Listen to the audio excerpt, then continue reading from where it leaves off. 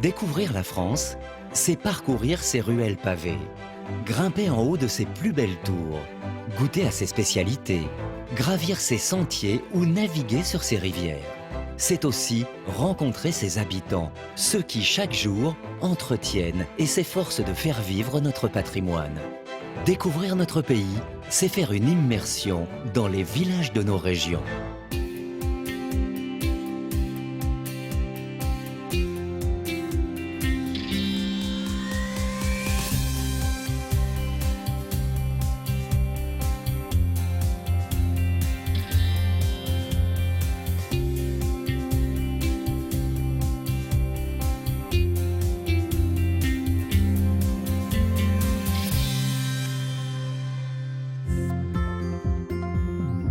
Faisons route vers la Bourgogne-Franche-Comté, l'union de deux régions voisines, la Bourgogne et la Franche-Comté.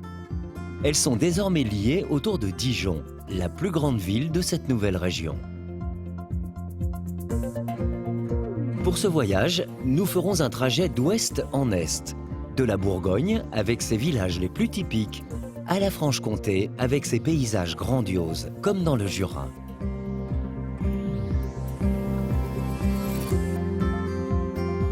Ainsi, nous partirons de Noyers-sur-Serein, une cité médiévale, conviviale et animée. Puis nous irons à Flavigny-sur-Ozerain, le célèbre village du bonbon à l'Annie.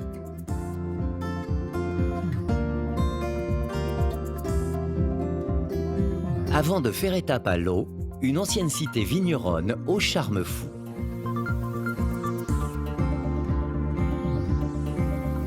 Nous mettrons ensuite le cap vers le Jura, à la découverte d'Arbois, le village de Louis Pasteur, réputé aussi pour son vignoble.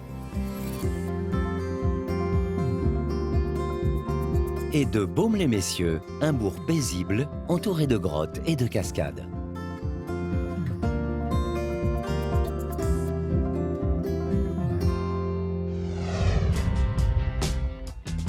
Partons tout d'abord sur les routes de la Bourgogne pour une première étape incontournable.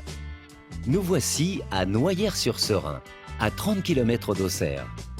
Avec sa rivière répondant au joli nom de Serein, Noyers est un havre de paix, planté dans un décor bucolique.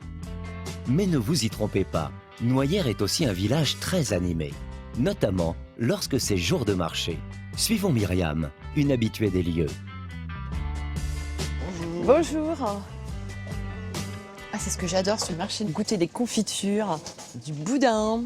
Et avoir ça au centre de Noyers, c'est extraordinaire.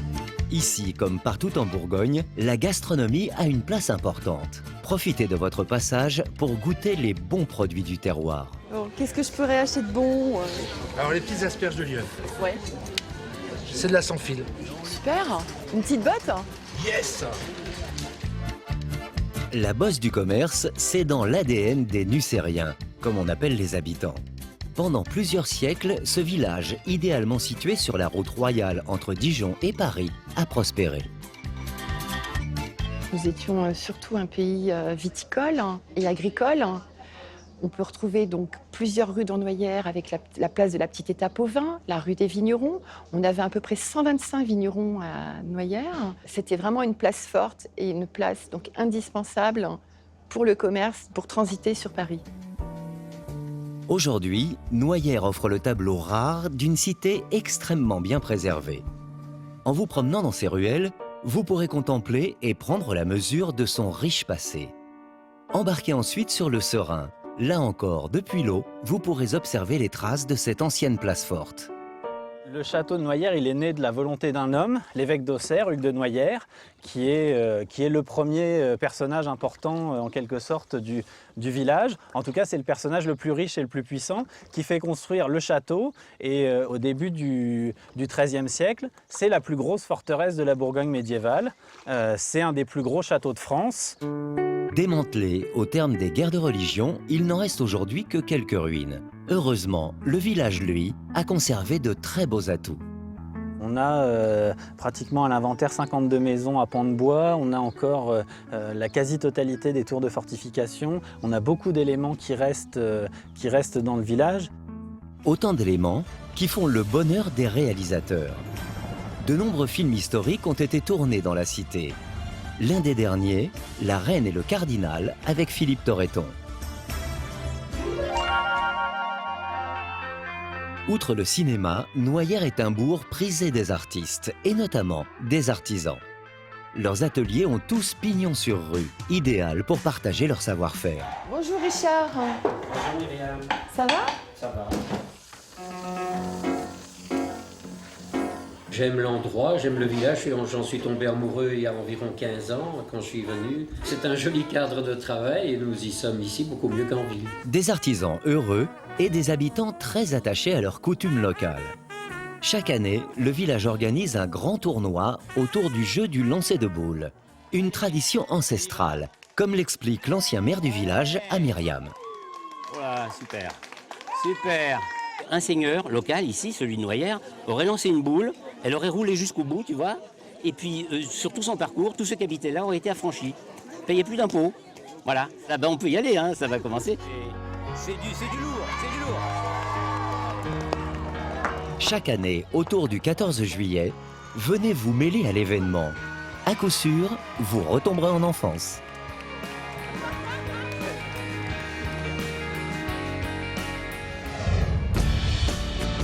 En parlant d'enfance, le prochain village devrait vous rappeler des souvenirs. Une Madeleine de Proust au doux parfum anisé peut-être. Bienvenue à Flavigny sur Ozerain, une cité célèbre depuis des générations pour son bonbon à la nid. Nous sommes à 60 km de Dijon. Antoinette vit à Flavigny depuis 25 ans. Elle connaît tout le monde dans ce bourg d'à peine 300 habitants. Là, il y a quand même une très belle vue. C'est un lieu un peu hors du monde, qui était hors des chemins. Même dans l'Antiquité, il n'y avait pas de grande voie qui permettait d'accéder à Flavigny. Et ce lieu était un lieu de défense ou un lieu de retraite. Un village a la réputation de cité imprenable, due à l'ingéniosité de ses habitants. Ces ruelles sont un dispositif de défense, un dispositif militaire passif. Quand l'ennemi arrivait en trop grand nombre sur un point, on le laissait pénétrer dans les ruelles, et ces petites ruelles ne permettent que le passage d'un seul homme d'armes à la fois, et il suffisait de l'attendre avec un bon casse-tête, et on pouvait tenir tête à une troupe. Ça, c'est pour le passé combatif du village. Mais Flavigny est surtout connu pour ses douceurs. Pour ces fameux bonbons au goût d'anis qui se dégustent jusqu'en Chine. Si vous voulez découvrir cette recette originelle datant de 719, enfilez la charlotte et partez explorer les ateliers de fabrication. Une visite incontournable à Flavigny. Et si les bonnes odeurs d'anis vous ont ouvert l'appétit, faites quelques pas jusqu'à cette ferme-auberge un peu spéciale. Un lieu tenu par des femmes d'agriculteurs du village, qui, se sentant isolées dans leur ferme, ont décidé de s'associer pour cuisiner et vendre leurs produits. C'est frais, c'est pas compliqué, c'est comme on devrait manger tous les jours. Je suis agricultrice, mais là, je viens donner un petit coup de main comme ça. Vous me passez le temps. Et voir du monde. Aujourd'hui, la grange aux femmes, comme on la surnomme ici, s'est transformée en une cantine accueillante qui ravit aussi bien les habitants que les touristes. C'est vraiment formidable. Nous n'avons pas ça en Angleterre. Ce sont les femmes d'agriculteurs qui ont tout préparé. Je trouve ça vraiment génial. Magnifique. L'authenticité est partout à Flavigny. Normal donc que le village ait attiré des réalisateurs. Et c'est comme ça que cet habitant s'est retrouvé dans le film Chocolat, aux côtés de Johnny Depp et de Juliette Binoche. Cette façade, c'était la chocolaterie où Juliette et sa fille habitaient et présentaient dans la vitrine les chocolats. Elle était bien, Juliette Binoche. Elle était gentille. J'ai un souvenir que je l'ai embrassée là où sont les tables. Et c'est pour ça, c'est une célébrité. C'est pour ça qu'il fallait pas le rater. Flavigny, un village star à la réputation bien méritée. Moins connu que Flavigny, mais tout aussi captivant, partons à la découverte de l'eau. Et oui, c'est comme ça qu'on prononce le nom de ce charmant village franc-comtois. Nous sommes à 45 km de Besançon. Pour nous en parler, Michael, un restaurateur tombé littéralement amoureux du coin. J'ai découvert ce village complètement par hasard. On se promène dans une vallée, c'est vert, c'est beau.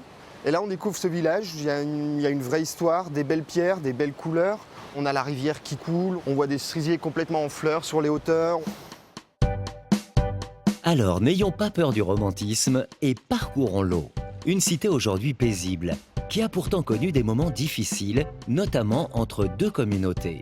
Celle des vignerons, installés à flanc de coteau, et celle des forgerons, qui avaient élu domicile au bord de la rivière. Bizarrement, ces deux communautés ne se mélangeaient pas, sauf à l'église. Bonjour Pierre. Salut Michael. Alors Michael, tu vois, dans cette église, eh bien, on retrouve toute la vie du village, toute l'histoire du village. Donc deux communautés, l'une qui travaillait à la vigne, tous ces vignerons. On le retrouve sous la forme d'un vitrail, Savernier, un petit guillot à la main, et tu vois bien les vignes qui sont à côté de Savernier. Et de l'autre côté, Saint-Éloi, le saint patron des forgerons, 500 ouvriers travaillaient pour les forges. Tu l'as aussi en vitrail, avec l'enclume, le marteau, bien sûr. Aujourd'hui, comme vous pourrez le voir en vous baladant dans les rues, seul le haut du village, Vigneron, est orné de signes religieux sur les façades. Tu vois, je te parlais tout à l'heure de la foi des vignerons. Oui. Ces symboles religieux, eh bien, ils en attendaient tout simplement que Dieu protège leur récolte.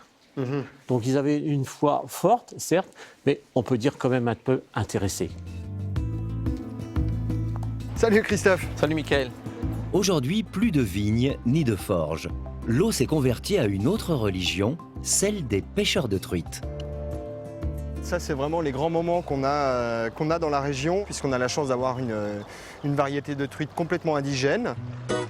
Une indigène zébrée, qu'on attrape grâce à une technique bien particulière.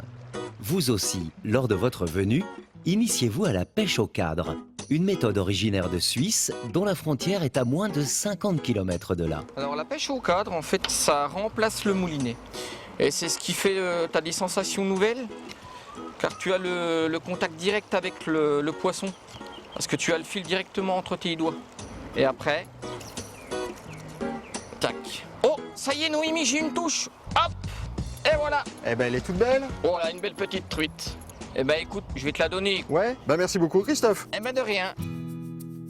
Évidemment, dans la foulée, difficile de résister à une dégustation de la spécialité du coin, la fameuse truite bleue.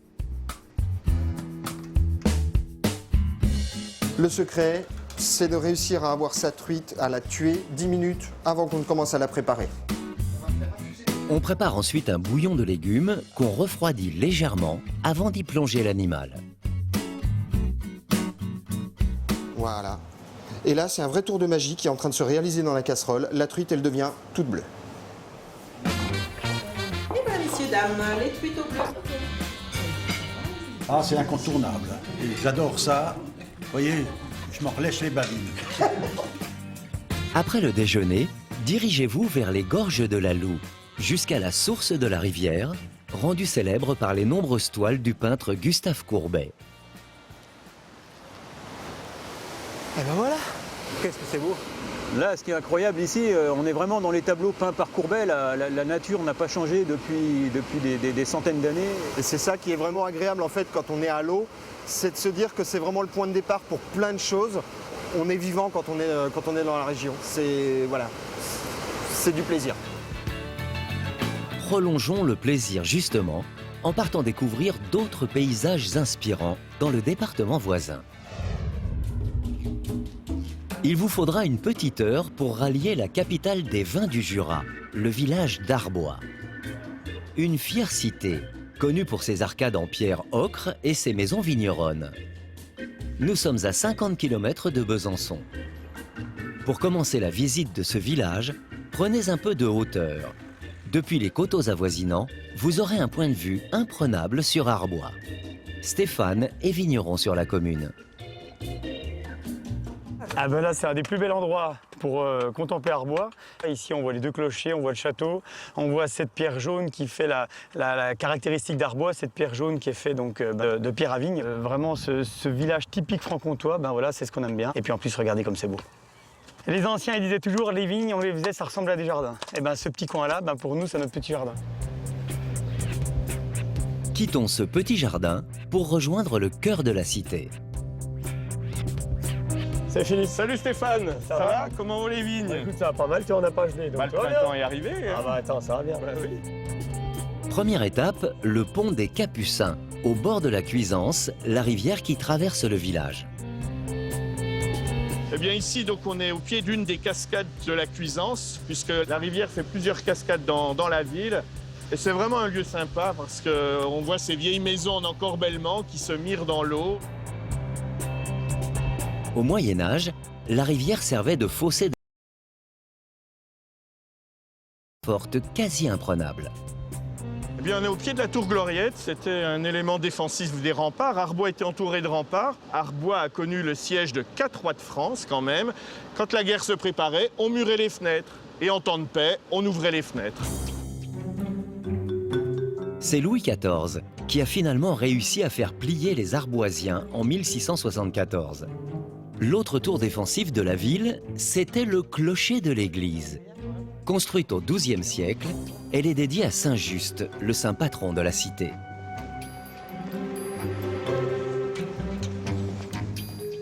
Bien, ce vitrail représente le biou. C'est une cérémonie ancestrale à Arbois, environ du XVIIIe siècle. C'est le moment où les vignerons offrent les prémices de la récolte au saint patron de la paroisse. Les Arboisiens préféreraient rater Noël à Arbois, mais ne ratent jamais aucun biou. Le biou, c'est une fois par an, le premier dimanche de septembre. L'occasion de découvrir le vin jaune, le roi des vins du Jura. Mais si vous ratez l'événement, vous pouvez toujours vous rendre dans l'une des caves du village. On arrive dans les caves, dans la cave centrale, puisqu'il y a 3 caves, qui font 70 mètres de long, 10 mètres de large. Et voilà un fameux tonneau. Tiens, je vous laisse le sentir. Allez, merci. C'est pas mal. Allez, c'est quoi 2000? Un 2010. 2010 bah, un 2010, oui. Le vin jaune, c'est d'abord un cépage, le savagnin, qui va vieillir sans être complété pendant plus de 6 ans, contrairement aux autres vins dont on remplit régulièrement les tonneaux pour ne pas laisser entrer l'air. Le savagnin, au début, le tonneau est rempli complètement, le niveau va petit à petit descendre et il va se créer à la surface du vin ce voile de levure qui protège, qui le transforme et puis qui lui donne tous ces arômes de vin jaune tout à fait typiques. Et puis voilà, à la fin du vieillissement, donc il y aura à peu près le tiers d'évaporation. À ce régime, n'importe quel autre cépage tournerait au vinaigre. Mais ici, à Arbois, la magie opère. C'est quelque chose qui est tout à fait encore un mystère. Il y a l'adéquation savagnin, sol jurassien et toute cette magie avec l'ambiance, avec les micro-organismes qu'il y a dans les caves. C'est ça qui va permettre donc au vin jaune d'évoluer et d'obtenir ce goût tout à fait unique, cette typicité, cette puissance. Ce qui fait la richesse du vignoble arboisien, c'est aussi son environnement naturel, celui des contreforts jurassiens. Partez vous balader sur les sentiers autour du village jusqu'à cette cascade, lieu de détente favori des habitants. Ah ben c'est un des plus beaux coins d'Arbois. Hein. Nous on y a passé des heures et des heures. C'est l'endroit où les Arboisiens viennent se baigner quand il fait très chaud. Parce que l'eau est quand même très très froide. Ça sort directement de la montagne. Mais c'est vraiment un endroit superbe. Regardez voir l'ambiance que ça donne. Il y en a un qui va finir dedans, ça c'est sûr. Hein. Fais pas ci, fais pas ça, viens ici, mets-toi là. Attention, prends pas froid ou sinon gare à toi. Mange ta soupe, allez, brosse-toi les dents, touche pas. Après cette pause récréative, nous vous conseillons une halte gustative. En effet, sur la place centrale d'Arbois, vous trouverez l'atelier d'Édouard Hirsinger, un des meilleurs chocolatiers français, issu d'une longue lignée de pâtissiers arboisiens. En cuisine, le chef Marie chocolat et produits locaux. Donc là, on prépare la nougatine avec des noisettes effilées. Hein, dans l'esprit jurassien, on n'a pas pris des amandes, on a pris des noisettes. Et là, la spirule qu'on va saupoudrer pendant qu'il mélange. On sent déjà là, hein, quand il étale, cette odeur un peu de foin séché, ça vient de la spirule. La touche du chef, c'est cette mousse de pissenlit qui vient terminer la recette. Alors là, c'est la phase terminale de fabrication. Cette machine, elle va recouvrir tout ce qu'on fait de chocolat. Voilà, bah écoute, on va les déguster ici dans le petit musée familial. Vas-y mon Steph. Allez, on va déguster. Un contrôle qualité. Super. Il y a beaucoup d'arômes, c'est 2 textures différentes, c'est vraiment très bon. En guise de souvenir, offrez-vous quelques-uns de ces très bons chocolats qui font la réputation du village depuis plus d'1 siècle. Si depuis toujours, Arbois est associé au vin et au chocolat, il est aussi très lié à une personnalité, le savant Louis Pasteur, le célèbre inventeur du vaccin contre la rage. C'est en effet ici qu'il a grandi, dans cette maison familiale, l'ancienne tannerie de son père, aujourd'hui ouverte à la visite. À l'intérieur, on découvre notamment le laboratoire qu'il y avait aménagé à la fin de sa vie. Dans le cadre de ses expériences, Pasteur entreprit d'ailleurs en 1863 des études pour sauver la vigne d'Arbois alors malade. Ces résultats vont être le point de départ de toutes ses découvertes futures. Aussi incroyable que cela puisse paraître, c'est en sauvant la vigne qu'il va réussir à soigner l'homme. Et toutes ces expérimentations sur le vin, toutes ces recherches avec sa vigne, avec les vignerons d'Arbois, tout ça, ça s'est fait ici, ça s'est fait dans ce laboratoire. Et pour Arbois, c'est une fierté extraordinaire. En effet, Arbois a de quoi être fier de son beau et riche patrimoine. Comme lui, dans les environs, d'autres villages présentent bien des atouts. Tout près de là, par exemple, il y a un autre site jurassien qui tire son épingle du jeu. Nous voici à Baume-les-Messieurs. Un village paisible de 200 âmes situé à 80 km de Besançon. À Baume-les-Messieurs, on profite avant tout d'un site exceptionnel. Le bourg est niché aux confins de 3 vallées verdoyantes. Marcel et sa petite fille Marie sont tous les deux nés à Baume. Ils sont incollables sur leur village. Ils connaissent donc tout de la chanson emblématique de Baume-les-Messieurs. Les 3 cloches composées par Jean Vilar et interprétées par Édith Piaf en 1945. C'est le compositeur de la chanson qui se promenait dans le cimetière du village et qui a entendu les cloches sonner. Et la particularité, quand on entend bien l'oreille ici, c'est qu'on peut les entendre sonner 3 fois. On entend celle de la petite église, celle de l'abbaye et puis celle de Granges-sur-Baume. Et donc il a entendu ces cloches sonner, donc les cloches sonnent. Et c'est comme ça que les paroles sont venues au fond de la vallée, loin des chemins, loin des humains. Une cloche sonne.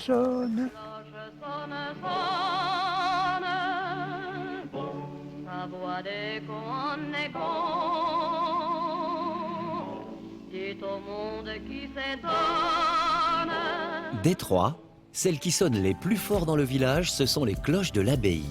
Elle a été fondée par des moines bénédictins en 909. C'est le bâtiment le plus remarquable de Baume. Au sol, une quarantaine de tombes, toutes abritant les corps des nobles de la région. Et dans le chœur, à ne pas rater, le joyau de cette abbaye. Un retable du XVIe siècle recouvert de feuilles d'or. Chaque panneau en fait raconte une histoire des différents événements de la vie du Christ et donc chaque étape est soit peinte, soit sculptée par les personnages. Si vous appréciez l'ambiance de cette abbaye, sachez que vous pouvez même y dormir. Dans ce bâtiment du XIe siècle, 4 chambres d'hôtes douillettes ont été aménagées. Du revers? Ah non, c'est du coup droit là. Non, c'est du revers là. C'est le meilleur. En sortant, vous tomberez peut-être sur Marcel et ses amis en pleine partie de quilles. Oh là là! Oh, formidable alors là. Ce jeu de quilles est typiquement jurassien.